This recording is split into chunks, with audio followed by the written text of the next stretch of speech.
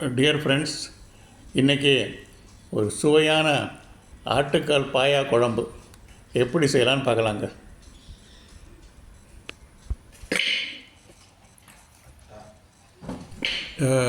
Market இருந்துங்க 2 ஆட்டுக்கால் பாயா வாங்கிட்டு வந்தாச்சுங்க. அப்படியே ஒரு இந்த பாத்திரத்தில் போட்டுக்கலாம். தண்ணி ஊற்றி கழுவிக்கலாங்க. நல்லா அது எல்லாத்தையும் நல்லா பிசைஞ்சு விட்டு கழுவிக்கலாங்க. நல்லா பிசைஞ்சு விட்டு கழுவிக்கலாம். இதை தனியாக ஒரு பாத்திரத்தில் எடுத்து வச்சுக்கலாங்க.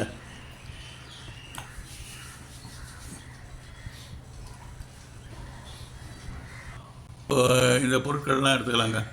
பிரிஞ்சி இலை, பட்டை, ஏலக்காய், லவங்கம், ஸ்டாரு, குஜராத் முக்கு, கொஞ்சம் சீரகத்தூள், அப்புறம் இஞ்சி பூண்டு பேஸ்ட்டு இது வரைக்கும் எடுத்துக்கலாங்க. இப்போது 2 பெரிய வெங்காயம் எடுத்துக்கலாங்க. நல்லா கட் பண்ணி அதை மிக்சியில் போட்டு நல்லா பேஸ்ட்டாக அரைச்சி வச்சுக்கலாங்க. இப்போ குக்கரை அடுப்பில் வச்சுட்டுங்க, இந்த பாயா பீஸெல்லாம் அதில் போட்டுக்கலாங்க. தண்ணி ஊற்றிக்கலாம். இந்த பாயா பீஸெல்லாம் மூழ்கிற அளவுக்கு தண்ணி ஊற்றிக்கலாங்க. அடுத்து எடுத்து வச்ச இஞ்சி பூண்டு பேஸ்ட்டு அதை போட்டுக்கலாங்க. அதில் பிறகு மீதி இந்த மசாலா பொருட்கள்லாம் எடுத்து வச்சோம். பிரிஞ்சி இலை,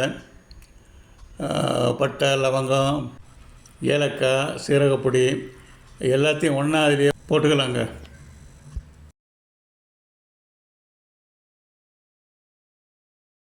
எல்லாத்தையும் நல்லா கலந்து விட்டுக்கலாங்க. ஒரு கரண்டி வச்சு ஃபுல்லாக கம்ப்ளீட்டாக கலந்து விட்டுக்கலாம்.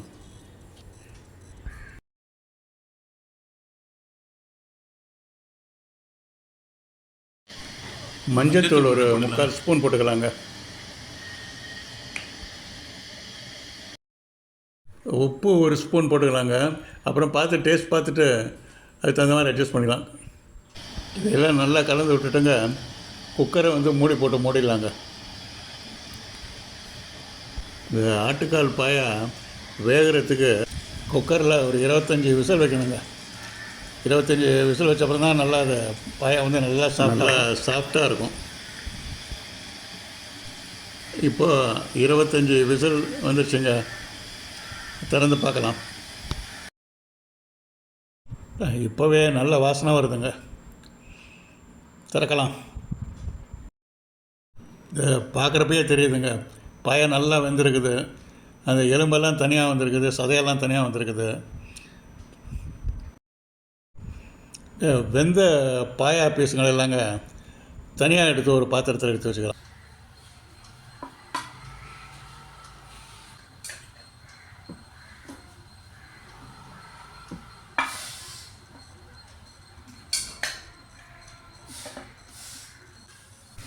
இந்த பீஸுங்களை எடுத்து தனியாக எடுத்து வச்சுக்கலாங்க. இப்போ குக்கரில் இந்த பாயா பீஸெல்லாம் எடுத்தோன்னா அதை வேக வச்ச அந்த எசன்ஸு குழம்பு இருக்குதுங்க, அதை எடுத்து நல்லா வடிகட்டிக்கலாங்க. இப்போ இதிலங்க இஞ்சி பூண்டு பேஸ்ட்டு ஒரு 4 ஸ்பூன் சேர்த்துக்கலாங்க. 1/2 ஸ்பூனு மஞ்சள் பொடி, கரம் மசாலா பொடி 1 ஸ்பூனுங்க. எல்லாம் சேர்த்து நல்லா கலந்து விட்டுக்கலாங்க.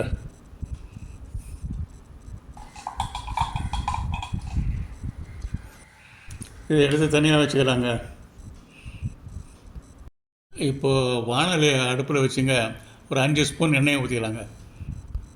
மிக்சியில் 2 மீடியம் பெரிய வெங்காயங்க, அதை அரைச்சி வச்சது அதையும் இதில் ஊற்றிக்கலாங்க. அப்படியே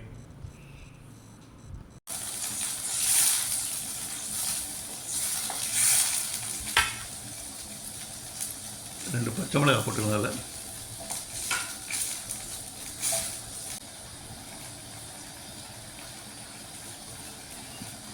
ஏற்கனவே இந்த வடித்து வச்சுருந்த அந்த மசாலா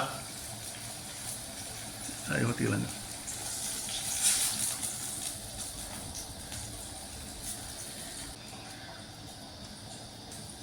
அடுத்து அந்த பாயெல்லாம் தெளிக்கலாங்க. அதில் போட்டுக்கலாம்.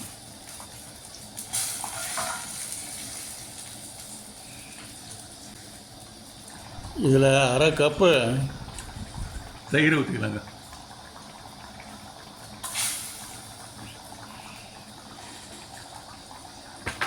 நல்லா கலந்து விட்டுட்டுங்க, தக்காளி பியூரி ஒரு 3 தக்காளி பியூரி போட்டுக்கலாங்க. கலந்து இதையும் நல்லா கலந்து விட்டுக்கலாங்க.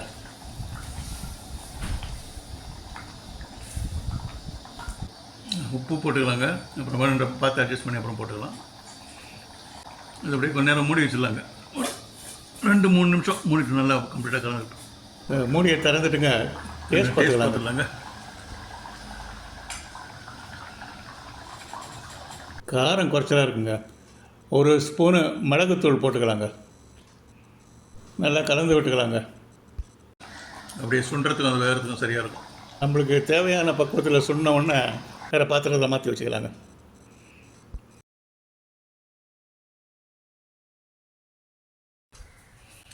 இது மேலே கொஞ்சம் மல்லித்தழை எல்லாம் போட்டுக்கலாம்.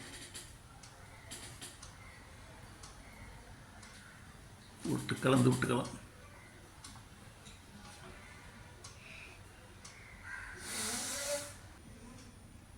ஃபஸ்ட் கிளாஸ் பாயா ரெடிங்க.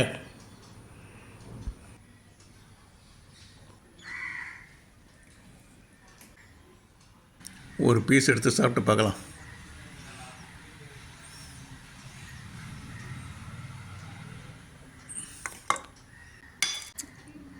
பீஸ் எல்லாம் நல்லா வந்திருக்குங்க. இந்த பாயா பீஸை டேஸ்ட் பண்ணி பார்க்கலாமா?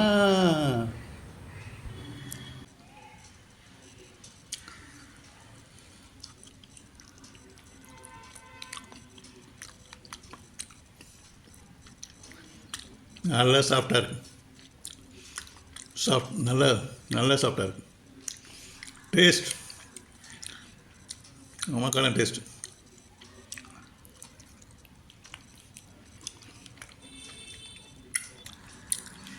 நல்லா தோசைக்கு, பரோட்டாக்கு, சப்பாத்தி, இட்லி அமக்கலமாக இருக்கும். இப்போ உறிஞ்சி பார்க்கலாம். நல்லி உறிஞ்சி பார்க்கலாம்.